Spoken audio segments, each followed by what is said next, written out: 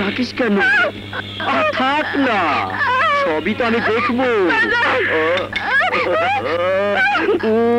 Test করবো। কুসুম তুই চলে যা মা, ওই কুত্তার কথায় তুই কান্দিস না, ও অপরাধীদের কেনা গোলাম। কি দেখছেন? এই শালাকে ডাবল লাগান।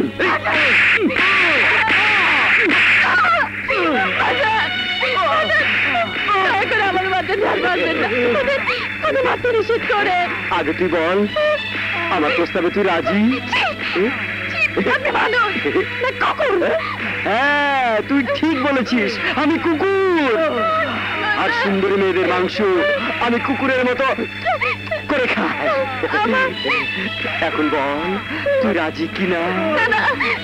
না হলে তোর বাবা মারা যাবে, আর আমি রিপোর্ট লিখে দেবো আসামিকে অ্যারেস্ট করার সময় এনকাউন্টারে আসামি মারা গেছে, আর তোকে বাজি মেয়ে বলে অ্যারেস্ট করে কোর্টে চালান করে দেবো।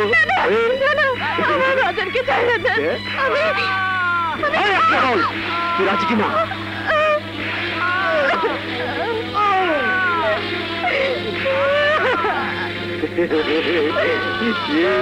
রাজি? থামান, আমার পিয়ারির বাবাকে আর মারবেন না। তাহলে এই কথা রইল, রাতে আমার বাসায় চলে আসবে, আমরা দুজনে সুধা পান করবো। কি ঠিক আছে তো?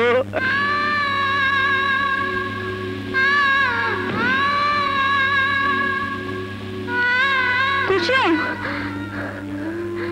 কুসুম তোর কিছু হয়নি তো? আমি ঠিকই আছি। কিন্তু আমি ঠিক নেই রে মা। তুই কি করলি রে মা? শয়তানের কথায় তুই রাজি হলি কি করে?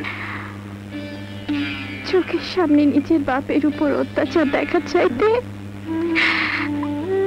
নিজের ইজ্জত দিলাইয়া দেওয়া অনেক ভালো।